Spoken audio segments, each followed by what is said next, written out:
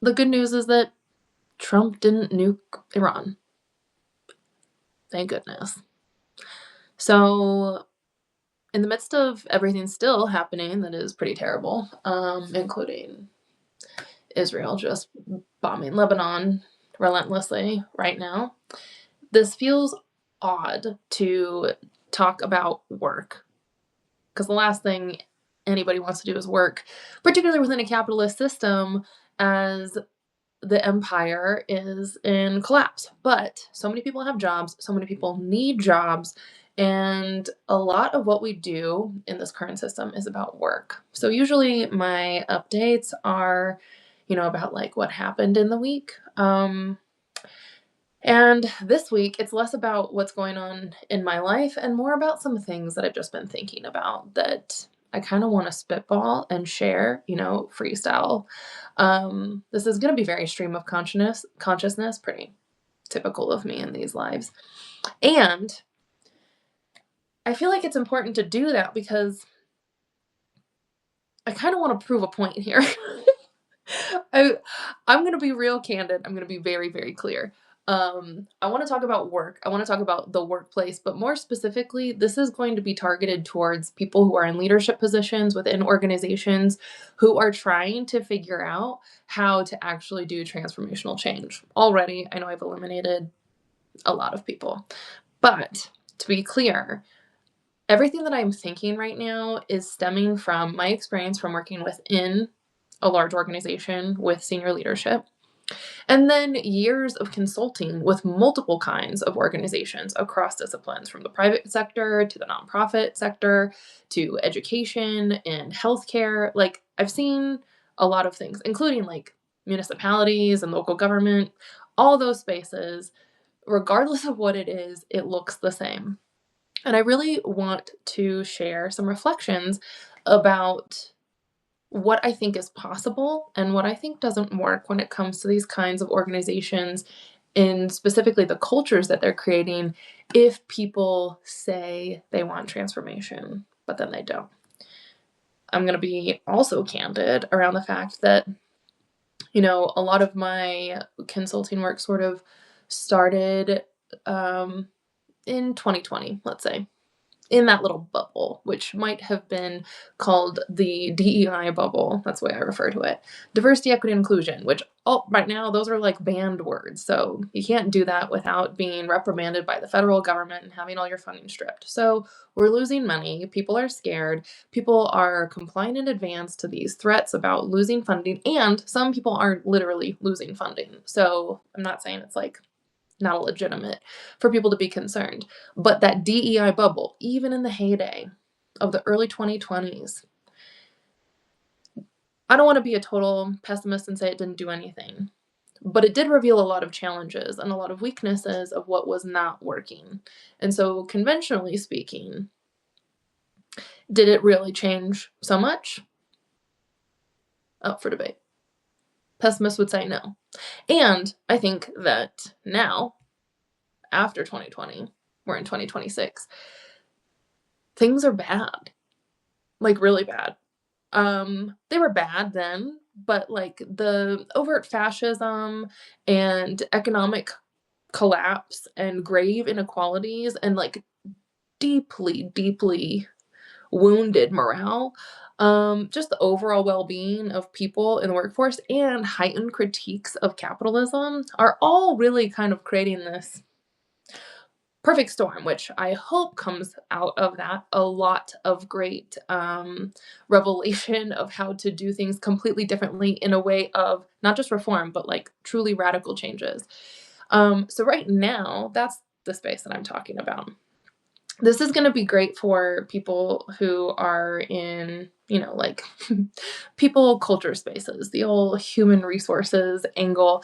And to be frank, I'm not a human resources person, though maybe like loosely adjacent to that in the way that I think.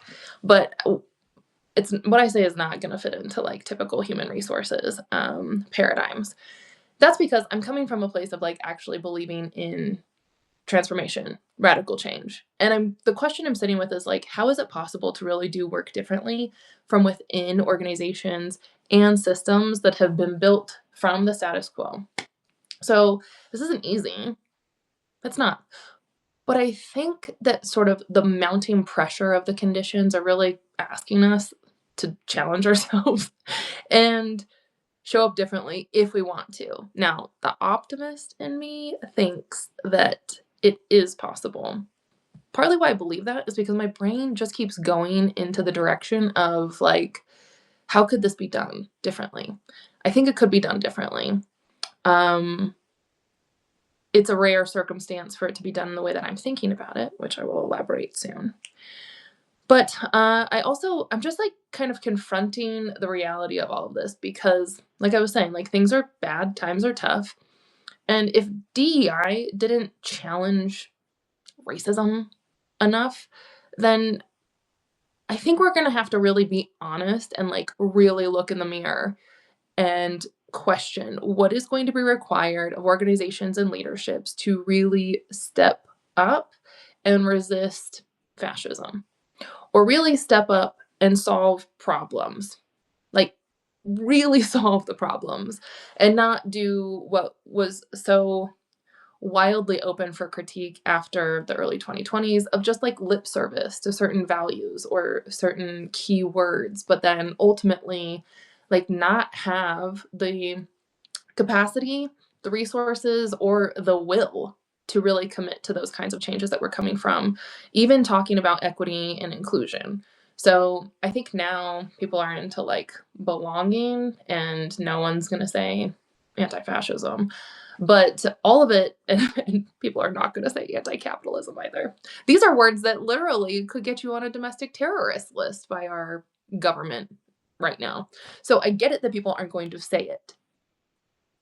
I wouldn't expect for people in HR offices to create job descriptions that are saying we're looking for our next VP of anti-capitalism and anti-fascism. But if we really want to be about changing things, I think that the workplace is a really important place. And this isn't, I'm not going to be talking about like just like workers' unions. I believe in all of that, yes. But what I'm actually specifically targeting are the people with the power and the privilege and the resources and the decision making to be able to do something differently. This is from now decades, like over 15 years now for me, of seeing the patterns of what's happening and recognizing how devastating it is to have people in positions of leadership and power not be able to really follow through on making changes and really being the obstructionist that's not an earth-shattering thing that I've said. Anybody who works in any organization will tell you and already knows that the blockages, the obstacles, the hurdles, everything that gets thwarted happens at a level of power within an organization. So it's really like, this is going to be like a call-in for people with power and responsibility. And it's not to be, chastising. I really think that the difference here is about dreaming and imagination and being able to envision something different. If there's one thing that I do, it's have a lot of ideas, and a lot of ideas that are like somewhat complex. In pretty much all of my work, I can't help it. My brain goes into thinking about systems and trying to figure out how the system flows. So I recently have been confronting my own reality, which is that people are not hiring philosophers these days either, which I get. So if work is slow on my front as positive philosophy consulting, that's for many reasons. One of which is that, people aren't interested in the foundations of equity or transformative frameworks to like build a culture based on love and freedom right now, even if it's true that we could be building cultures rooted in liberatory frameworks. So none of what I'm doing is different. It's just that people aren't hiring me for it right now.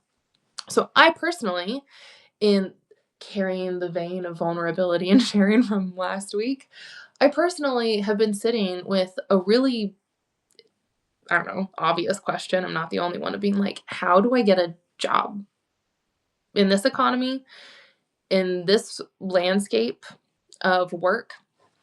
And there are lots of challenges related to that. So I'm just, like I said, I'm just going to be spitballing, freestyling here because there are so many things on my mind. And I guess it's easiest for me to start with myself rather than like talking about what I think leaders need to be doing. I can speak for myself very honestly and comfortably. I know that I have a lot to offer in organization and leadership. But the truth is, and maybe this is something like I shouldn't say online, the truth is that I think I do not interview well and I do not apply well. People are really surprised when they hear me say that. I don't know why, because look at me. I can't hold my face and I speak too honestly. But I have actually not gotten a job that I've applied for. And I've applied for plenty of jobs in my life. The first and only job that I actually applied for and got, I wasn't the first choice. I was the second candidate, and the people who hired me sent the offer letter of the first person that they sent it to with his name on it and his offer. So I knew I wasn't their first choice. In fact, they had to call me back after the fact, after already telling me no. So if that's the job that I got from applying from it, I don't think that counts. But every other position that I've had has worked out decently well for me when I was actually sort of picked, like hand-picked, recruited for this position, but the position didn't even exist yet. So I have actually done well by creating job descriptions for myself. That makes perfect sense to me because, again, I have a very eclectic set of strengths and skills, and I know where my weaknesses are too. That doesn't mean I don't bring value to an organization, but I think that the mismatch that happens, which I'm currently feeling if I'm like looking at job descriptions, it's be like, you know, ugh, I don't know if I could do all of that. And I'm going to interrupt myself. I'm just interrupting myself constantly right now. We already know that like certain people of certain identities and backgrounds and experiences will opt out from applying for certain jobs because they feel like it doesn't like meet them or they don't meet all of the requirements and expectations 100%. That's lovely. That's why people put the little disclaimer. It's not lovely, but it's lovely that people have started putting the disclaimer to say, we encourage you to apply even if you don't believe that you meet all of the specified requirements for the job. That's because of bias or internalized oppression or just like being honest with ourselves instead of like projecting a false level of arrogance and mediocrity and confidence that some people of certain identities are known for. So if you're really trying to be authentic, honest, move with integrity in applications, like the job application process, then you might actually discount yourself from a role because you're like, I can't do all of those things.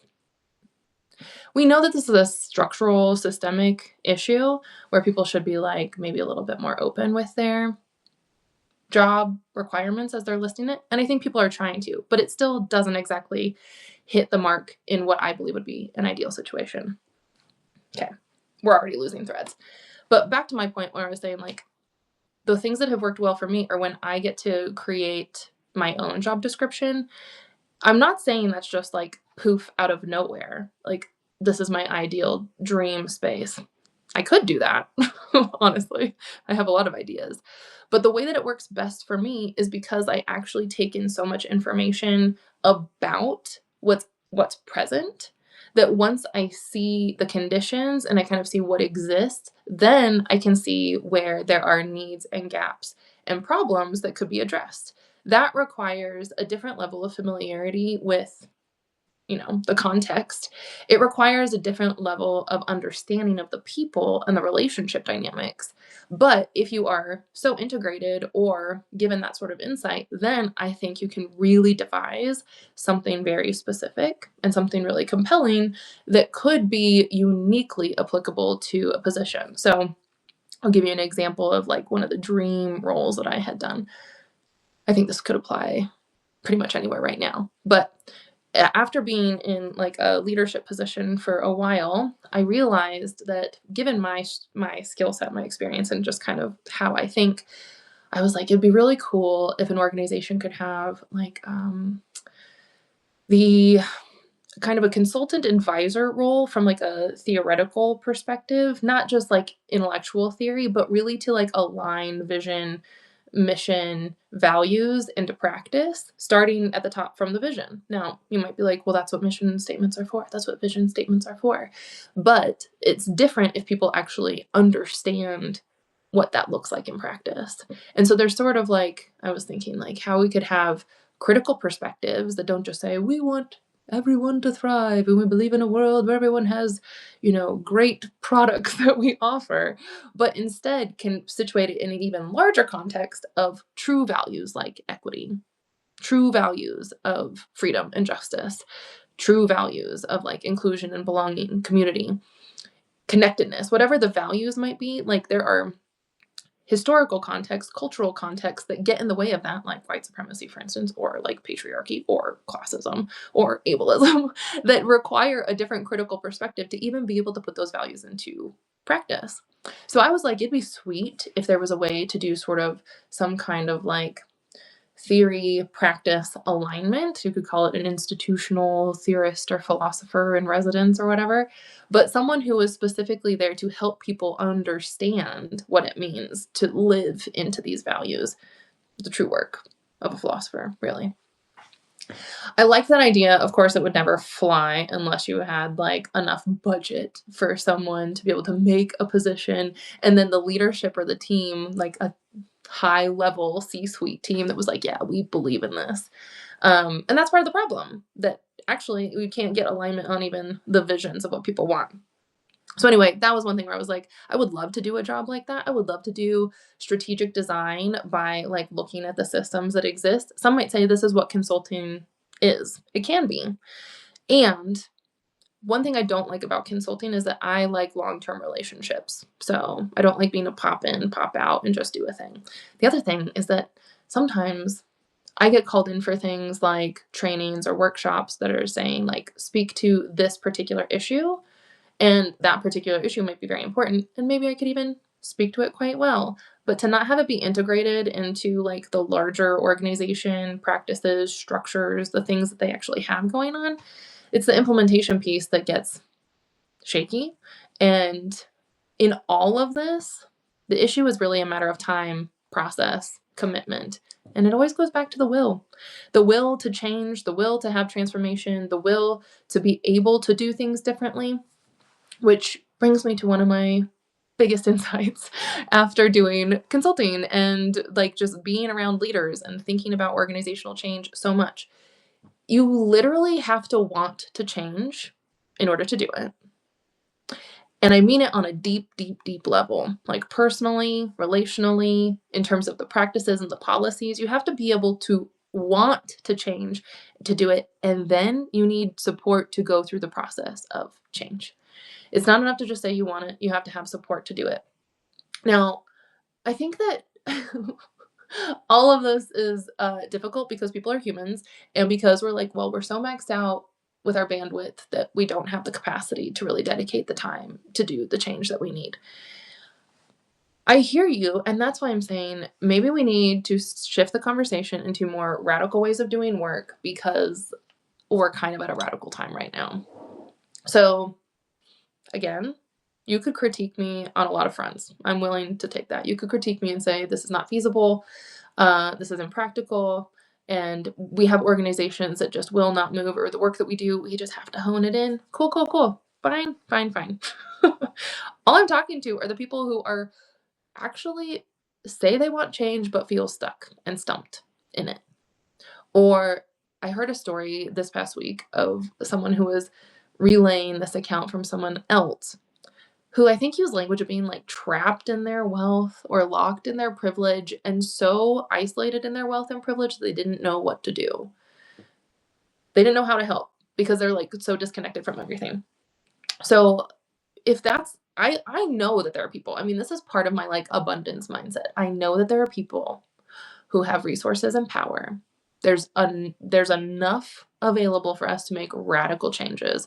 It's actually helpful for us to tap into even those mindsets and those pockets of influence, I think, to really be able to do things differently. So let me go back to my personal examples here. I'm going to take a drink of tea just to give you all a pause. I want to go back to this process of like applying for jobs, and we're just going to like tease through all of these things of how it could be done differently. When I look at jobs and think about applying to them, I don't do it not just because of my own like inhibitions or like imposter syndrome or something. I do it because it was like, I don't think I could thrive there. The way that it's written, the way that it's set up is not enough to give me the kind of flexibility and space that I would need to be able to really do my best work. And that actually is the key. So here's a shift. I remember one time I was giving a large training to a very large group of people. Excuse me. And many of them were like, managers, they're in this HR position. And when it comes to like developing and recruiting new employees or getting your teams on board, so much hinges on hiring the right candidate. We know that a hiring process is literally a drain on a budget. It's a drain on money. It's a drain on capacity. It's a drain on time because people are doing things that are not related to their job in terms of just hiring other people. And then you have to do the whole training and orientation and get people into like the learning curve. It's like, it's a lot to have to hire new people all the time. So we better do it well. Just like good operations.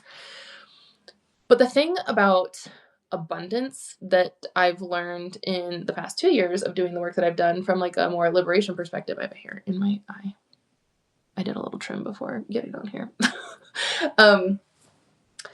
The thing about abundance from a liberation perspective is like, for me, one of the kernels that I talk about all the time is that we have the most to our advantage when we are tapped into our best selves, our best talent, our best skills, and like the resources that are internal to us. I talk about this in terms of excellence. I talk about it in terms of like cultivating your talents too.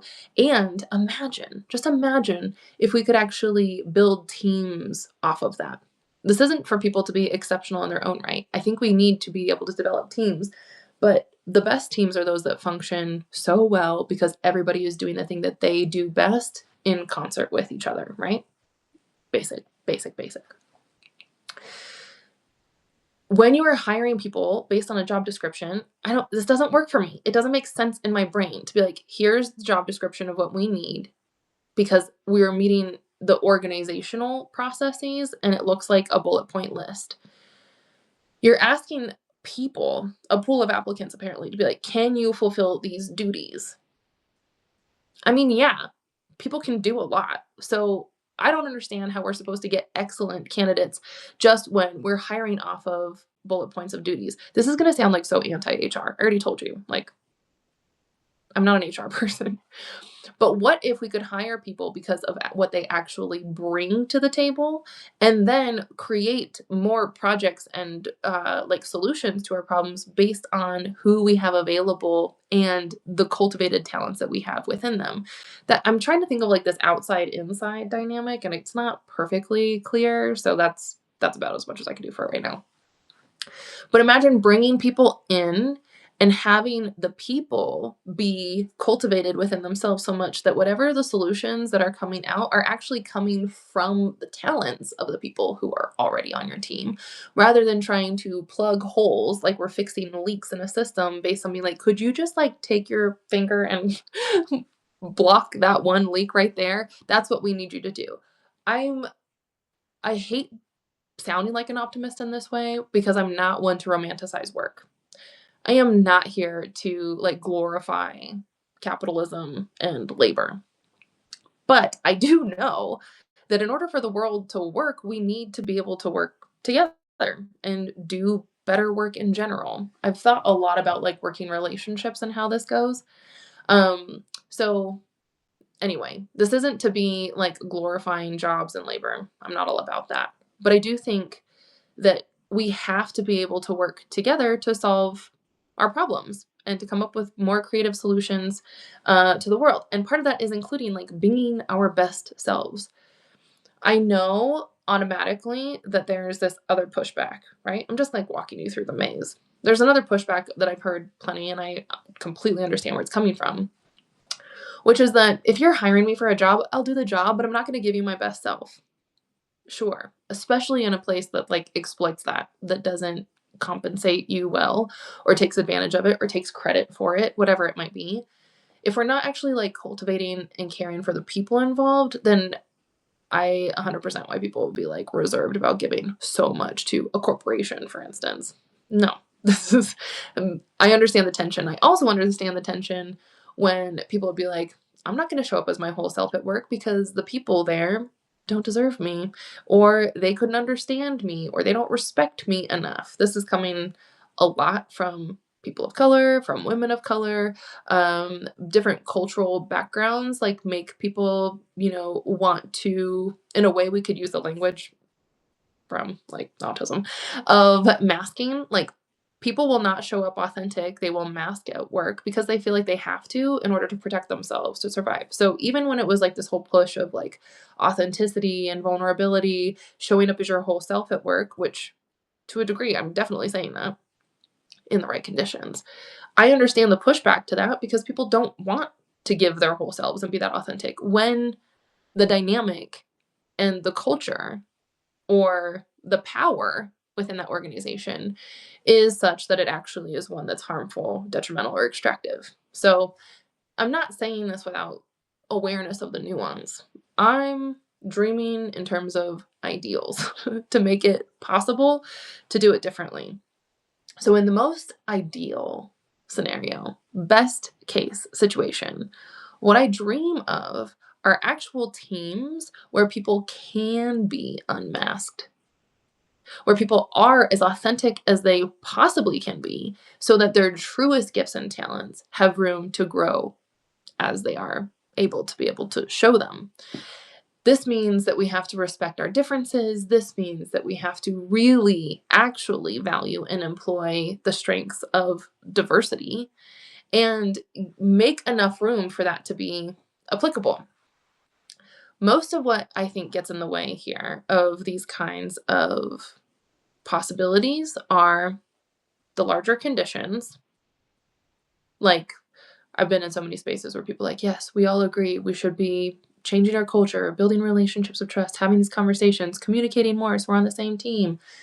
And we literally don't have enough time to do that. And so, organizationally, the conditions, whether that's time, structure, process, are not conducive. People are like, I am trying to keep up with my own job, so I can't add on more responsibilities to do more equitable and inclusive work, or do more training, or do more learning, or do more mentoring. So we have created conditions that are literally not conducive for the kinds of environments that would be more transformative and radical. Change those conditions. Then there's two other layers here. We also have the interpersonal dynamic where people are not able to manage their relationships. So much of what I saw coming out of the diversity, equity, and inclusion bubble, which I did not agree with, is that it actually created dynamics of conflict that were harmful for many people, and in a way couched those harmful dynamics of conflict as the learning, which I found gross. When we are putting people into situations where they're actually not prepared or capable of being in a like real supportive container with each other, then some people get hurt while other people are learning, allegedly. But the people who get hurt, the cost of that hurt for the price of other people learning from it is usually privileging people in positions of power, whiteness, people who didn't know. And so they're learning at the expense of other people being harmed, which again reinforces the idea of like, so I'm going to mask, I am not going to give you more of me, and I'm going to protect myself because I can't trust you with my whole self anyway.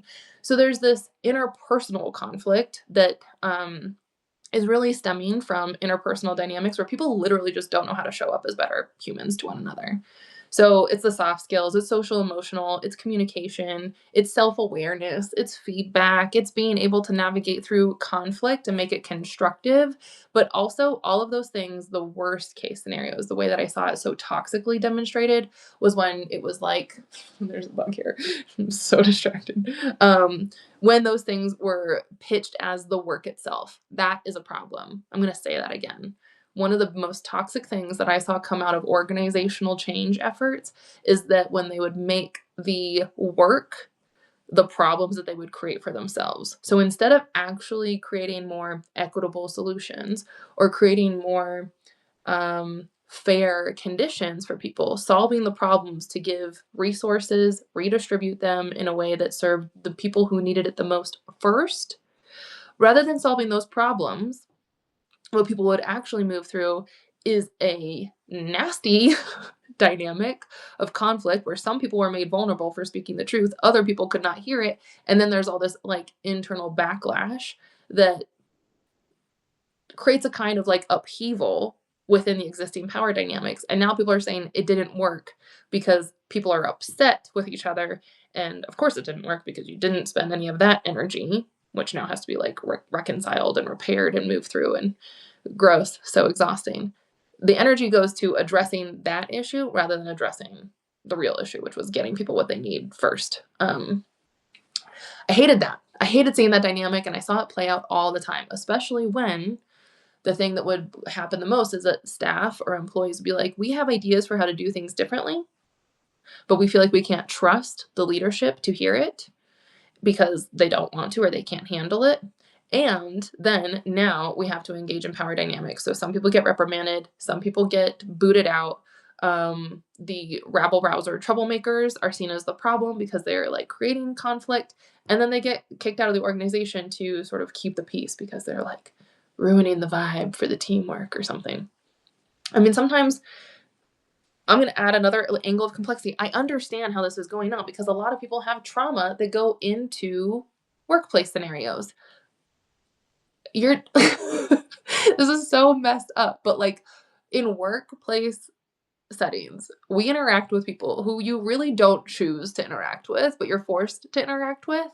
And you have really very limited capacity in terms of the norms of professional spaces. There are not a lot of opportunities to like help each other be better, or the expectation that you will be better in terms of your own healing, your own work, your own management of yourself. So people are acting all sorts of ways, triggered in all sorts of ways because we're all complex humans, and that is what actually gets like laid out on the table in all of these efforts. No wonder it's a mess. So that goes to the third level, if you're following. There was like the structural conditions for how to make things viable by giving people time, space, capacity, resources to really engage in transformative work. The second level was the interpersonal dynamics of how people show up and whether or not they have the skills to be able to do that. And the third level is the core personal level, which is like, how are you? How do you show up? I think I maybe told a story about this not too long ago, but it's been haunting me because again, working with a large organization, this was a special session set aside for senior leaders and managers, like directors and above, all the way up to like the highest levels of executive leadership. I think there was about, we'll just say 50 people in the room or whatever. And my whole message was, hey, leaders, what happens here depends on how you handle yourselves. And part of being a good manager is also being able to manage yourself so that your direct reports don't have to manage you. That's just emotional labor that you're requiring for them to be able to like keep you in check so that you don't freak out if they suggest a solution or name a problem.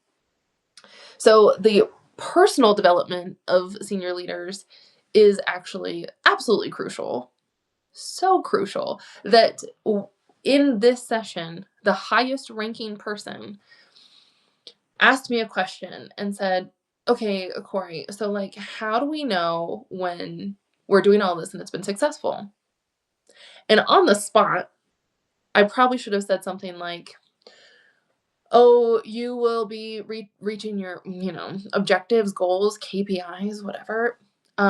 You'll be able to map on the data to hiring numbers. You'll increase the retention of people of color. People will not be having such high turnover. And I could have said all that stuff, but instead I was honest because I was just speaking from the top of my head and the bottom of my heart. And I just said, you'll know that you're actually making progress when you feel differently about all of it. And I know that's like a terrible answer. It's like not deep. It's not theoretical. It's not even philosophical for the philosopher in the room. But I think about it all the time now because I'm sure that like on some ears that would sound so shallow and watery and like superficial, like, oh, we're just going to feel differently about it, as if that isn't actually the most radical thing for leaders to be able to embody differently, which would be the true mark of culture change. or progress towards it if the leaders felt differently about it. Even differently from a place of knowing, differently from a place of understanding, not just differently from a place of like a lack of defensiveness or a lack of like satisfaction or I've heard so many things like, well, we can't please everybody, no one's going to be um satisfied no matter how hard we try, or they don't recognize the work that we are doing. There's all this kind of stuff that I get it. I get that when you're trying to lead well, people are going to constantly have criticisms and dissatisfactions, as they should, because things are still not ideal. But I think leaders would be making a lot of progress if they felt differently about it because they could know differently. You move differently when you know differently. And part of moving differently is feeling differently in the heat of the moment or the challenge. So, anyway, I think about that a lot because I would love for leaders to look and feel differently in the way that they move. I'm going to give you another example of how this has shown up. There was, I would say in my own personal career, I was brought up to be so naive because I was actually brought into a pretty ideal scenario working with a very senior executive leader and reporting directly to the highest person in an organization, the president. Um, One on one, I was working directly with the president, and we had this really telling conversation with at my first like annual evaluation check-in. And he said something that really caught me off guard because he was like, I don't know what it is about our dynamic that is so different from anything that I've ever experienced before. But, in his words, he's like, I've had a lot of vice presidents. He's had a long career. He was like, I can't figure out what it is that makes our dynamic so different. And it was profoundly different. I know it. It was transformative for me, but I know it was also transformative for this leader because he learned a lot and he changed a lot and he did a lot of things differently and he made different decisions because of it. Part of that, like, you move differently when you feel differently and you understand things differently. But he said something like, in his curiosity of like, what was it that made it so different between us versus all the other people he had worked with in his career of leadership? And I told him what I believe the answer was. The answer for me was pretty obvious. It was that I didn't change who I was at all in front of him. We met because I was blunt, because I was asking direct questions. And it was like raising critical questions from a place of like sincere curiosity, not as like a loaded critique or like a gotcha question. I was actually like, are you thinking about this? What are you doing in light of that? And he just so happened to be the kind of leader who, when he heard me ask those questions, or when I showed up so honestly as myself, he didn't he didn't shut that down and he didn't expect for me to like be more professional or something. So like there wasn't really this expectation of decorum, which was good because I didn't know that that was a thing that people did. I just started to watch everybody else do it. So I was in enough conversations and other meetings with other leaders who were literally planning for how they would talk to him and how they would say this thing or how they would report on this project.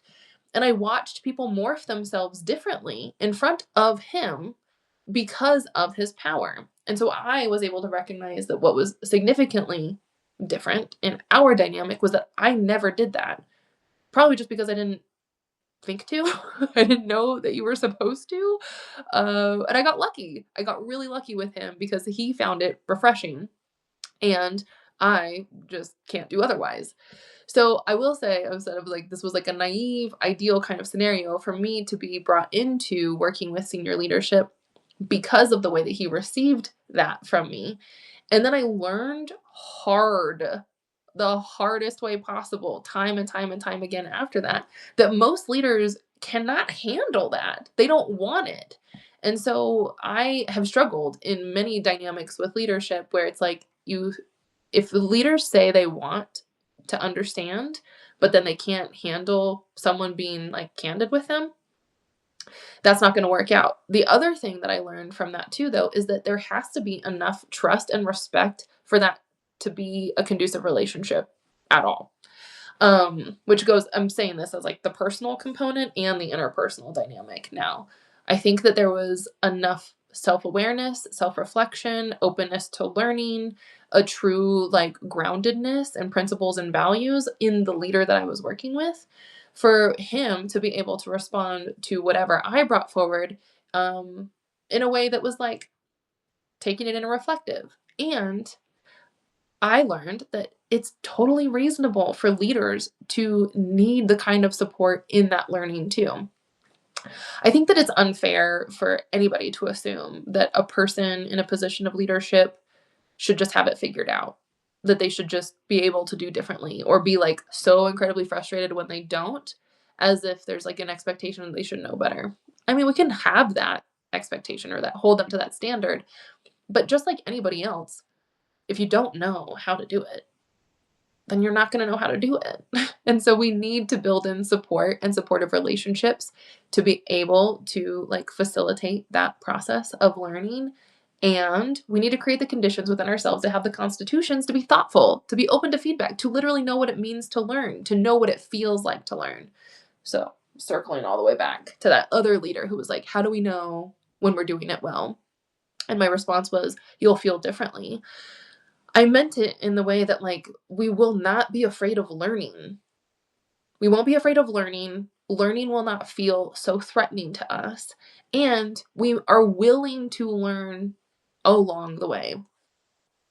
I will say that the other thing that the senior president later, where we had a good relationship, he reflected to me something that I've been thinking about a lot, which is that I have a tendency to be an experimenter. I have an openness to try things. And part of that is because I have such an openness to doing things differently because I believe we have to do it differently. That's not to say we can't discredit experience. That's not to say that it's not valuable to learn from how things have been done, of course. But there also is this kind of like openness to trying something different based on what we know that I was open to doing. And he was like, go for it. So all of that goes back to my own personal experience of where I'm at right now of thinking like, man, how do I get a job? How do I get a job when I know the conditions that are really appropriate for all of this? And I'm not just trying to make myself a special case. Like, I'm not thinking I'm so exceptional that I'm uniquely positioned to have like all these particularities that must be met for me to get a job. I think this applies to pretty much most of us, if not all of us, in an ideal scenario. It would be we need to be in situations with people who are really interested in doing good work. And it's best when those people have enough within themselves to work with to show up with a kind of like affective attitude to work with other people, which is very different from a hierarchy of dominance and saying you have to do this or else we're going to punish you. It's truly relational in that sense, which is partly why some of my other work I've been focusing on the notion of working relationships because working relationships professionally require so many of the same skills that like healthy interpersonal, romantic, familial partner relationships also require. So if we can show up like that, then I think it goes just so much better. We also need like for people to know themselves. This is a piece that I'm really sitting with right now too.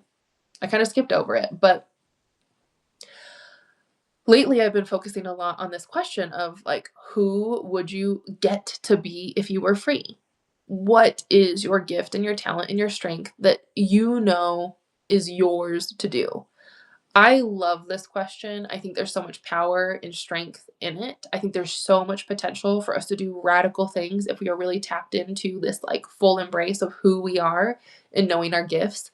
And I'm really stunned in many ways at how many people don't know what that is for them. So I think this is like a mark of privilege for me. Like I have said this before that I really can only do a narrow path of things. I know what I do and I do it really well, but it's it's in its own little subset of the entire realm of human contribution. That's okay. I'm okay with that. But when other people don't even know what it is that they can do, I'm not shocked that we are sort of at a loss for problem solving and solutions. Because if people know who they are and what they can do, then the real issue is just finding other people to complement those offerings. It's here, I didn't say like plugging into a job description, but it's finding the people who you can work with and then design and develop solutions with together. I really feel like the nature of the work we need to do hinges on really powerful, exceptional, skillful teams. And teams only work best when everybody is doing what they can do within it to the highest of their ability, like exceptional skills, quality performances, and where it doesn't burn us out because we're not trying to be something that we're not doing, and we're not just doing the rote, mundane tasks that drain our spirit. Again, I know that sometimes the way that things are, we have to do those things. That's fine. And in fact, some people want that even more. Great. If that's what you want to do and that's what's good for you, is just like, I don't want to have to think about it. I just want to do these things. Cool. I am not judging that at all. But there is this sort of like untapped potential and untapped power that could be more creative and more inventive and I think more solutions oriented and effective if we actually were able to develop teams of people who have these skills and these qualities. What does it take to develop that? That's my question. I don't want to just like start from scratch and gather up skillful people, though maybe that's a necessary approach. Um, Here, idea, sidebar. There's a brokerage, like a broker firm, kind of like recruitment, that is honing and getting to know the skills of individual people, what they have so specifically, and then like encourages them to keep doing that and articulating it and developing it so that it can be even sharper. And then in like a bench of these teams or whatever, then you can match certain people to certain projects. And I think that'd be so cool. Like what if we do it for fucking sports? That's like how football works, right? There's like a draft and people know. Like there's recruiters are looking for candidates, but like what if it was a longer term project? What if we actually were more invested in each other in this kind of way? So I want to see, it's not a consulting firm, but some kind of like, what am I looking for? Consortium of people who are in the work of gathering people who have skills and talents and then devising teams out of that. Maybe this is like a think tank of sorts. Can we take a think tank model with a consortium model of like a consulting bench and then put it into organizations? Or if you're really in a leadership position, you're like, we need to work on our team dynamics, start with the team that you can work with. Honestly, it doesn't even have to be at the top. I feel like so much can happen when you just have the right people in the room. The wrong person in the room can ruin everything. So in this sense, I'm all for exclusion. You got to protect your power as a group. So here, now I'm just riffing on like what the strategy is here.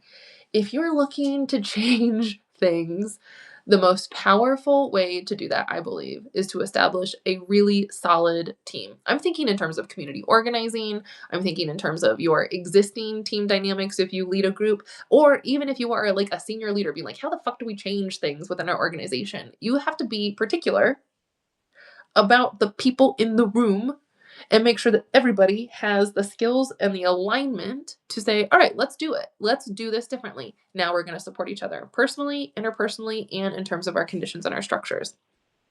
Can you imagine how things would be so different?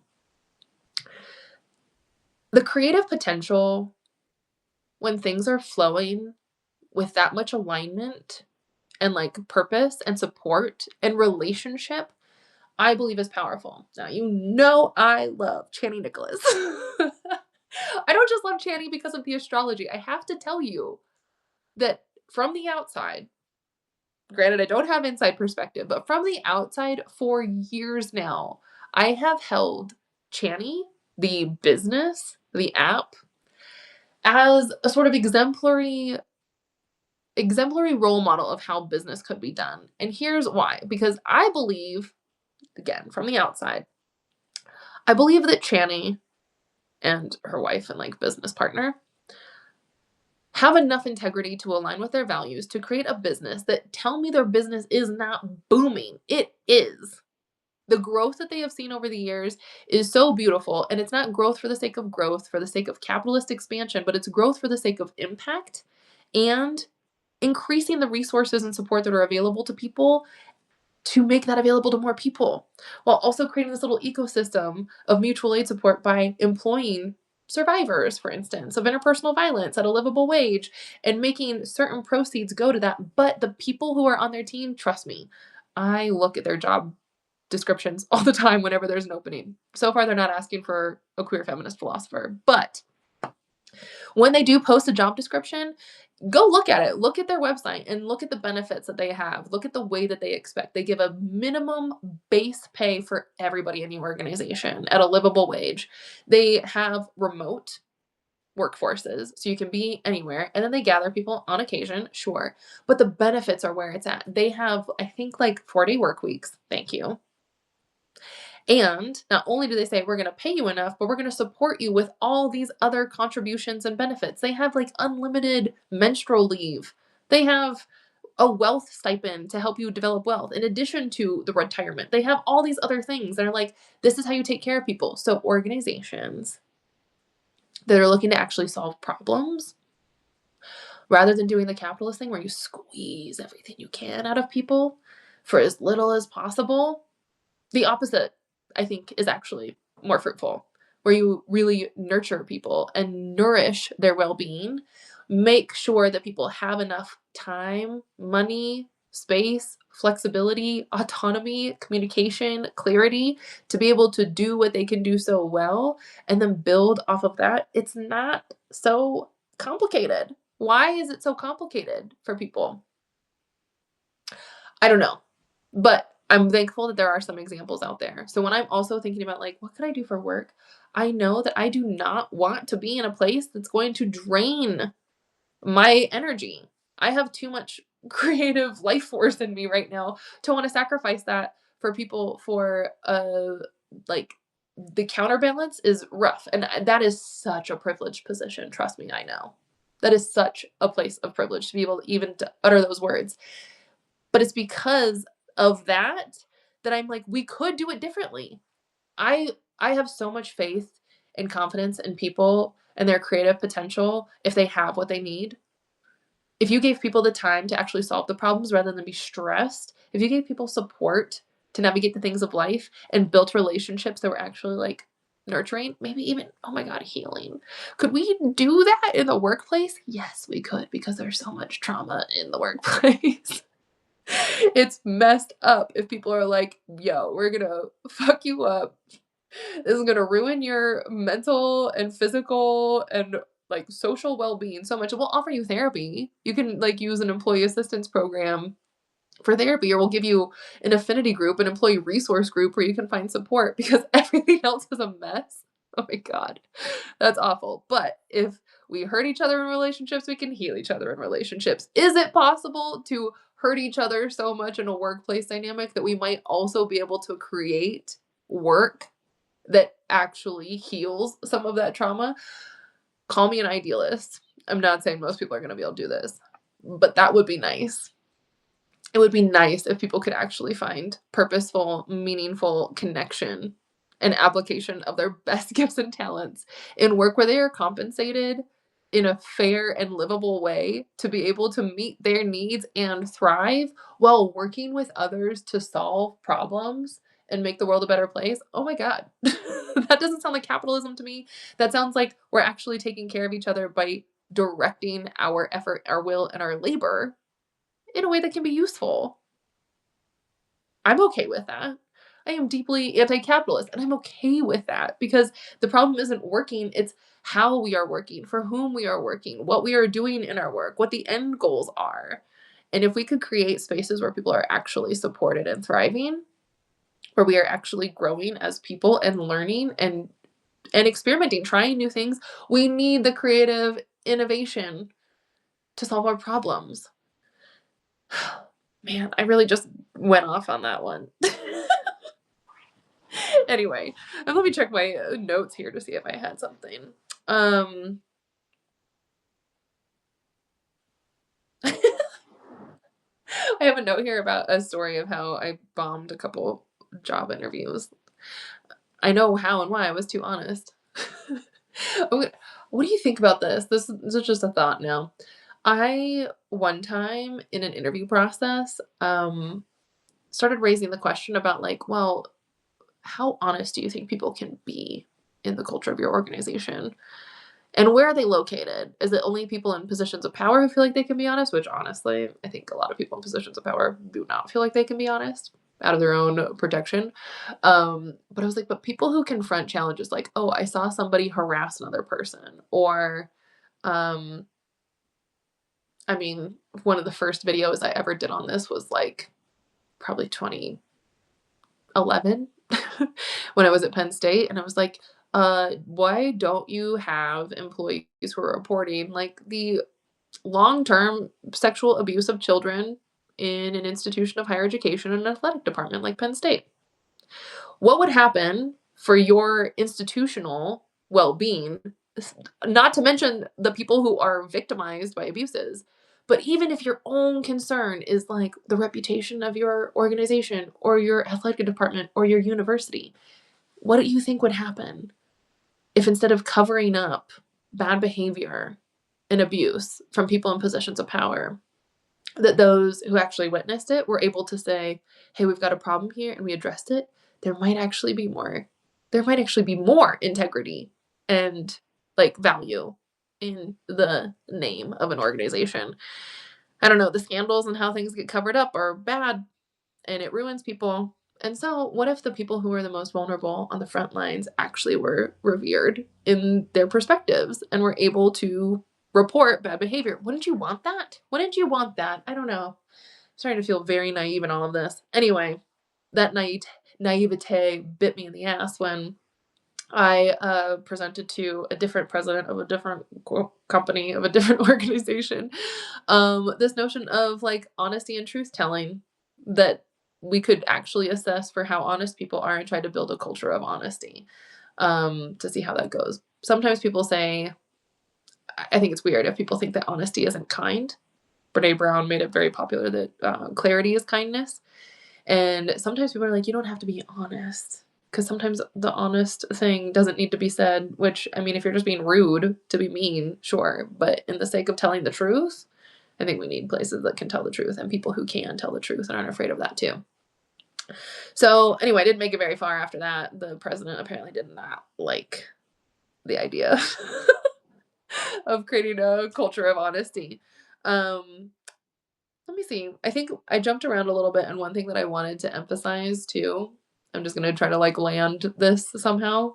I'm gonna try to land this by saying, I'm really struck by the overall structural and systemic conditions. I know that like trying to find a job is so difficult, made worse by machine learning, that like I've seen people doing interviews with AI now.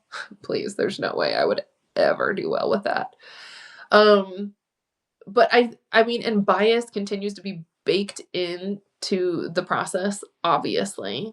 Like it's really kind of sad and makes me feel pretty unhopeful when it comes to like the nature of work and workplaces in our current state of things. And I know it's hard, which is all the more reason why some people are forced to just like struggle through it. Like we don't really have a choice. The anti freedom, if there ever was one, to not have a choice of what we can do. I dream of places where we do have choices. And not only that, but we have influence on the conditions of our choices. And so we can create better conditions for people to do better work. But all of that to come all the way down to like something so small. I'm going to tell another brief story of something that has really bothered me for years now. This isn't exactly with a senior leader, but this was with someone who was in a workplace. And we were talking about the visioning, which is what I typically do. Like, what would it look like if we weren't operating through oppressive norms, practices, and values? What would the alternative look and feel like? I do that to introduce like possibilities for liberation, but also to really make it tangible that like we could do things differently now if we knew what those things were. And I believe in that so much, especially because of the counter example that surfaces. And that's the point of this story. One person in particular, she was a woman of color, and yet she was like, I can't think of anything outside of oppression. I can't think of anything other than like beating the system of oppression so that I'm not so hurt by it as like the bottom rung of the victimized. But upward mobility within oppression maintains oppression. She's like, I want all of that still. I still want to be here within this and have not been able to think of anything outside of it. So she was sort of shocked by the question of like, what would it look like otherwise if we weren't beholden to oppressive norms and practices and values as like giving us the orders of our life? The fact that she said, I can't think of anything outside of oppression, I've only identified my life goals within it, was stunning to me. It was an important reminder. I think that's just true for a lot of people, which again is why we need to be really in touch with what alternatives would be, like what liberation and freedom would look like.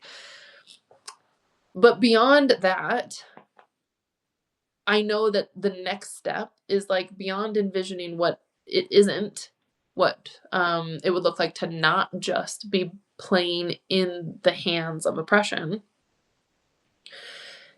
Beyond that is actually knowing ourselves enough to know what we can do, what we would do.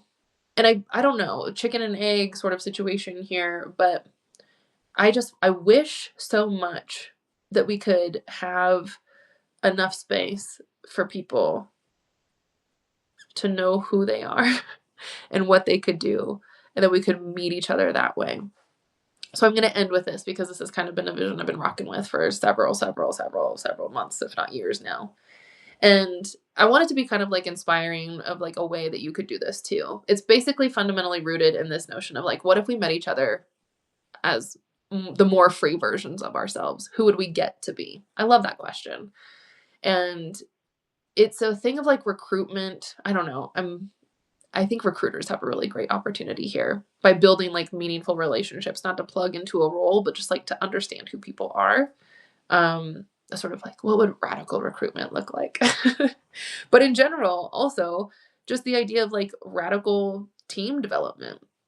If we could introduce ourselves and know each other as who we are and not what we've done. Like I could give you my resume, but that doesn't exactly tell you what I know I could do. That tells you what I've been able to fit into in the past so far.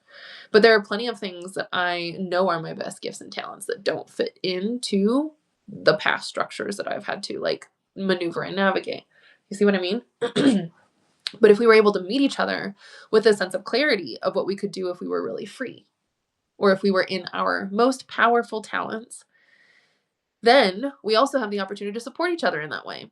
So if you are a hiring person or you are a leader within an organization, you could actually support people to develop in those gifts and talents too. That might sound really basic and like you're like, oh, I try to do that already.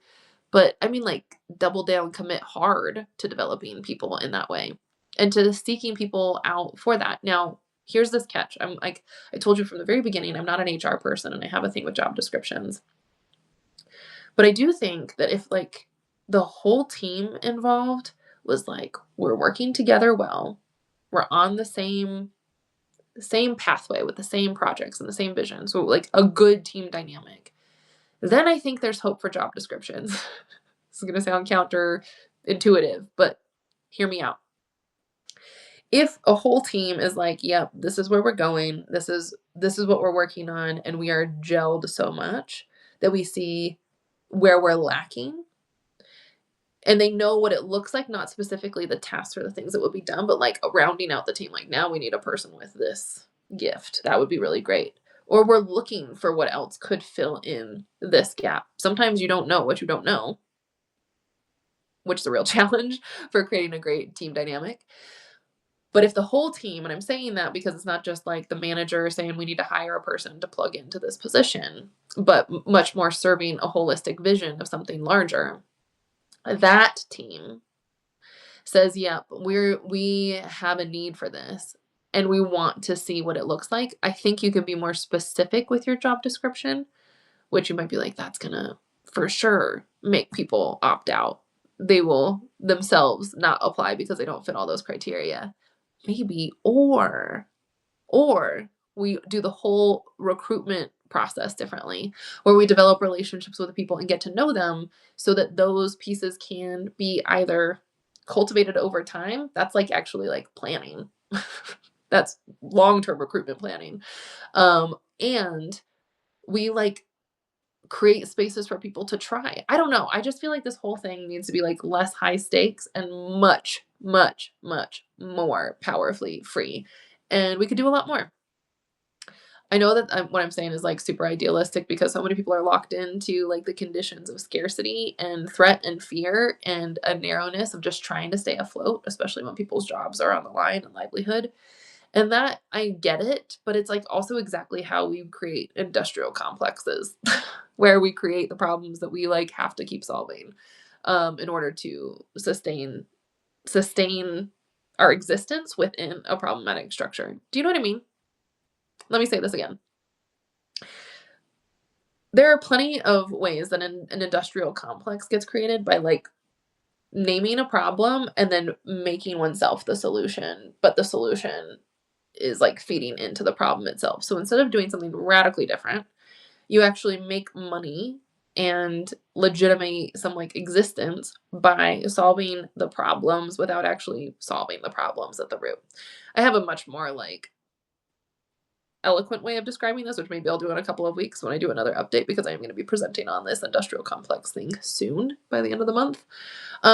But in a way, I mean, like maybe we need to be radical in that. If radical is grasping things at the root, doing something differently from like the systems level itself, then maybe we need to like abandon some of our ways of doing things and like promise each other that we're going to work on showing up differently with more passion, with more openness, with more courage, and a lot more like dependence on each other in good ways to like build something completely different.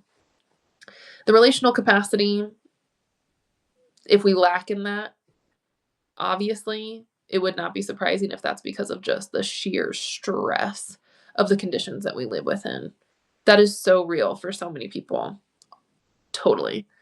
So maybe that's our next step is to change the conditions so that we actually have room for the kind of growth and development that's necessary for all of this. I know HR departments are going to hate this. I know people in operations, people are going to hate this because honestly, the kind of work that we need to do is slow work. It's going to take time. I'm writing something right now. I'm kind of thinking through this idea of like, well, and then it happened and everybody had to go slow. What happened? I don't know. The worst thing that could happen happened. And then everybody had to just go slow. And the thing about that, I'm thinking like, you could think of what happened in 2020 when COVID shut down the whole world. No one expected that, and everybody had to go slow. But if we were to go through collapse, like full-blown empire collapse, I don't know what that looks like. I've never lived through it before. But if we're in it, and some people are saying we are, well, the worst thing that happens, and now we have to go slow because nothing is the same as it was. And what do you do when things are going slow? You're going to have to learn all of the things along the way that you were not prepared for. So this like ability to learn now by going slow, I think is the pivot point to be prepared for the radical changes that I hope we experience, but that come because of our own volition and not because we are subjected to something horrendous. That was all very abstract. But the nugget there is that one thing that I've learned is that any process of transformation takes time. And you have to be willing to go through the process itself. So if we are unwilling to question and change how we do things right now by freeing up more capacity and conditions and resources, even in a time of scarcity and immense pressure, or threats, then we will not be prepared for the worst thing that happens. We'll continue the status quo minimally. I'm not even gonna say that's at best because that's not great. Or we're gonna be caught off guard and things are gonna be worse. So I guess to continue being abstract, what I'm saying is that like it's worth it now to gather even the handful of people there might be who are like, I really want to do it differently. I just don't know how. Find those people, develop good relationships with them, work on your own personal constitution so that you can move through challenges and your own feelings and your own learning process and your own transformation differently without harming others. Build the relationships of trust and support based on the alignment of vision of what you want to do and how you want to move together and the problems that you really want to solve. And then create the conditions where a really, truly creative, innovative, experimental, and like technically, like something that you have learned from can be applied in a new way together and try it and do it differently. I think there are so many ways to do things differently. We just don't have the creative thinking for it or the trust in each other to be able to carry it through or the patience to move through the process of ambiguity of change because it feels uncomfortable, but you have to be able to do it. Better to do it now than to be forced to do it later when conditions are worse. You know what I mean? I wanted to say something along all of this about politics too, which now I'm just like throwing in random bits, but maybe it's worth it for the sake of throwing in random bits. You might say, well, I know one thing that gets me in trouble is that what I do is too political. What I do is too political because I talk about things like equity without not talking about equity, or I'll name white supremacy, and people do not like that either. But all of this is just about power, really, power. And I talk about power all the time. I think we have to. And power doesn't have to be a bad thing. Influencing the conditions of our choices is a demonstration of power. So people can have power together. It doesn't have to be power over others in a hierarchical kind of way that is like domination. But the power to influence the conditions of our choices or the power to produce our intended outcomes, even in the face of opposition, that's all power that I want because I want to see change happen. Now, when people say, well, we can't be political in all of this, this is when I'm going to say, check yourself. Everything is political, even preserving the status quo. If you're not doing anything to radically change it, then you're perpetuating it, and that is political. Here's why. The best definition I've heard of politics, or the description of it, comes from Linda Martine Alcoff. Politics is anything having to do with relationships of power and privilege and how those relationships are either maintained and reproduced or contested and transformed. I think I just said this last week. But to be political is inevitable. So either you are maintaining and reproducing relationships of power and privilege, or you are contesting and transforming them. That's it. So when people struggle with like getting too political, I don't get along with those folks very well because we fundamentally have a different understanding of what the work is and what it means to be doing any work at all. Either you're replicating the status quo or you're trying to change it. And it's best, I think, to be in a place with people who agree that we can do it differently, and then you can. But if not everybody agrees in doing it differently, then you end up in the cluster that was so prevalent in the early 2020s around the DEI bubble, where people create conflict with each other and call it the work. No. The work is creating the conditions within ourselves, each other, and our organizations so that we can actually do things differently. That's the work. Not fighting with each other and not dominating over each other and not being bad to each other, but actually trying to be better people ourselves and in our relationships. Okay, well, that's it. That's all I'm going to say now. I guess in some ways, all of this is also like, I think I'm looking for work. After 75 minutes of that, I'd be like, yeah, you got a job for me? How compelling is that? But let me tell you, I'm just going to throw it out there because I have it on my LinkedIn profile, a little like open to work little sash on my profile picture to say that I am open to work, but here's what I'm looking for. I am only open to work with organizations and leaders who are truly committed to transformational change. I am open to work and will do the best work when I have the flexibility to be able to be creative. And you might be like, oh, why didn't you start with this 75 minutes ago? I meant to. If there was ever any question about like neurodivergence here, pretty much everybody I know says, yeah, Cori, duh. And I didn't know that until I left the external structures that forced me to mask so hard in order to function. And I go like, how did I ever do that? I only ever did it because I was able to have autonomy because I had a leader who was like, go for it, come up with something. But I don't think I would have done well otherwise.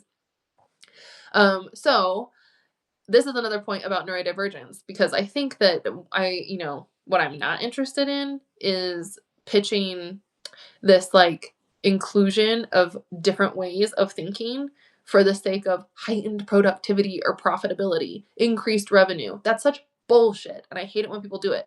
Women make better leaders and they have higher returns on their profit margins. No, it might even be like, well, certain leaders do better with retaining employees, which ultimately raises the bottom line because we have less turnover, higher retention rates, just where I started with like hiring as a drain on any kind of budget and organizational capacity. Yeah, duh. But that's not just to save money. That should be to be able to operate better, to solve your problems better, to be able to do better work for the world overall. I'm not talking about like alignment and ethics and values right now in terms of the work that you do itself, but I have a whole lot to say about that. Different time. Anyway, my point here is that I'm not one to say different ways of thinking and neurodivergent should be used to like sustain capitalism or that like a diverse team actually produces more profitability. That is so gross and it's not necessary. But there is something to be said here about people having different experiences, different ways of thinking, different skills and talents, whether you call it or categorize it in terms of like lived experience or neurodivergence or ability or identity. All the stuff that was supposedly diversity is not meaningful unless it actually is meaningfully utilized.